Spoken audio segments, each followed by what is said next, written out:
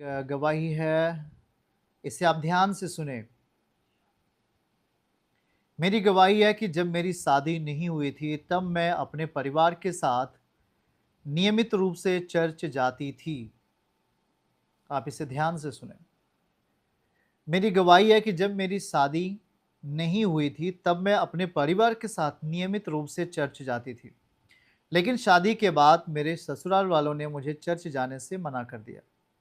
शादी के कुछ महीनों तक सब कुछ ठीक रहा, लेकिन जब पहली बार मेरे गर्भ में संतान आया तो 2 महीने बीत जाने के बाद एक दिन दोपहर में मैं सो रही थी, तभी मुझे एक सपना आया,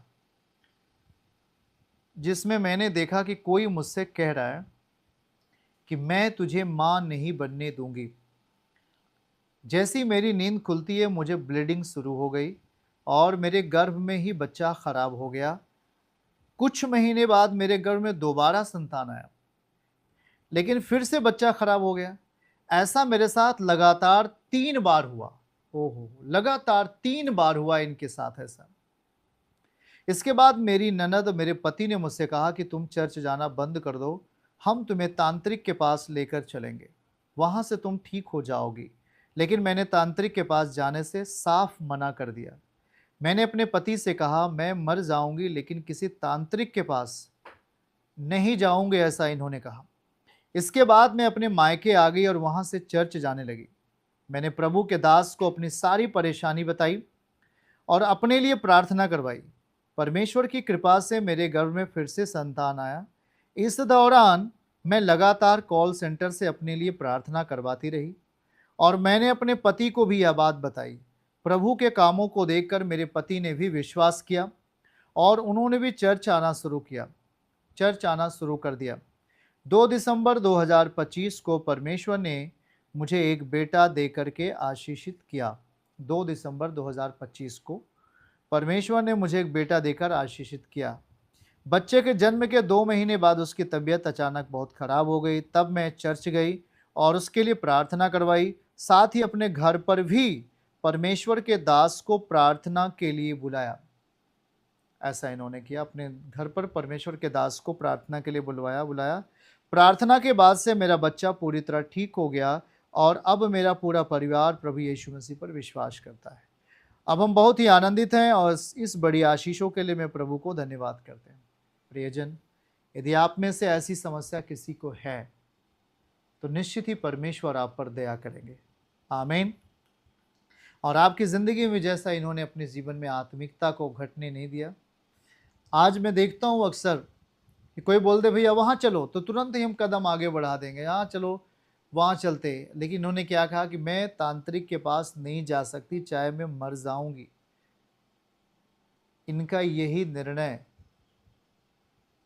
इन्हें ऊंचा किया और फिर अपने घर पर इन्होंने प्रभु के दास को बुलाया। इधर से लोग गए, प्रेयर किया और इनके लिए बड़ी बरकत और बड़ी आशीषें आई। तो आप परमेश्वर के अनुग्रह को इस तरीके से पा सकते हैं। दूसरी गवाही मेरे पास है, इसे भी मैं पढ़ना चाहूँगा। ये ऊंचा हार की है। मेरी गवाही है कि लगभग 10 सालों से मेरे सर में दर्द रहता था। इसके इलाज के लिए मैंने कई डॉक्टरों को दिखाया और दवाइयाँ ली, लेकिन मुझे उससे कुछ भी आराम नहीं मिला। एक डॉक्टर ने एमआरआई जांच करवाई, जिसकी रिपोर्ट आने पर पता चला कि सिर के नसों में ब्लड यानी खून जो है सही से प्रवाहित नहीं हो रहा है, जिसके कारण नस सूख गई है। इसके अलावा मुझ पर दुष्ट आत्माओं के भी बहुत ज़्यादा अटैक होते थे, जिसकी वजह से मेरी कमर में भी दर्द रहता था।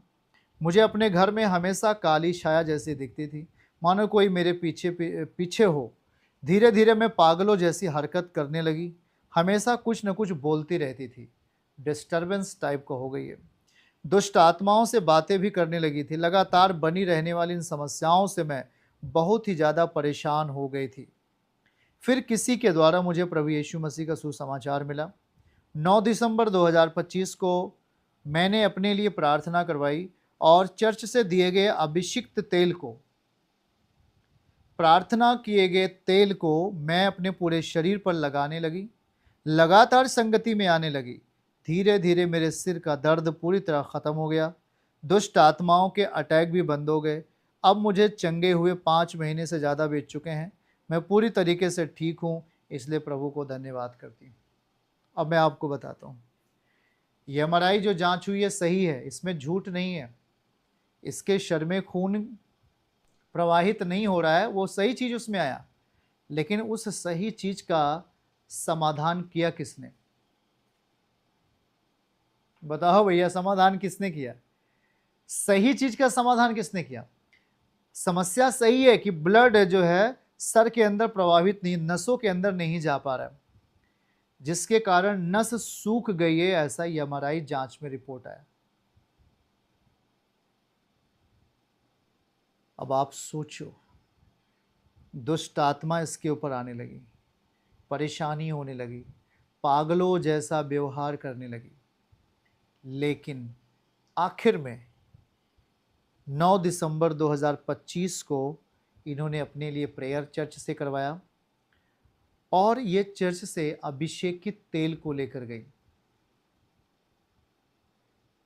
और ये कह रही हैं कि 5 महीने बीत गए, इनका सर का दर्द नहीं है। 5 महीने बीत गए, ये बिल्कुल चंगी है। क्या ये छोटी चंगाई है? सोच के जरा एक बार देखो, क्या ये छोटी चंगाई है? बहुत बड़ी चंगाई है। आज आपके लिए भी परमेश्वर इसी तरह इस 7 साप्ताहिक प्रेयर में प्रभु इसी तरह वो आपके लिए करना चाहेंगे। इसलिए धीरज धरें, धीरज धरें, हड़बड़ाएं नहीं, बेचैनी को स्थान न दें, प्रभु की ओर अपना मुख किए रहें। नंबर आपका आ रहा है, यीशु मसीह आपको छूने वाला है और आपके जीवन को आशीषित करने वाला है। आमीन। तो चलिए मैं आपके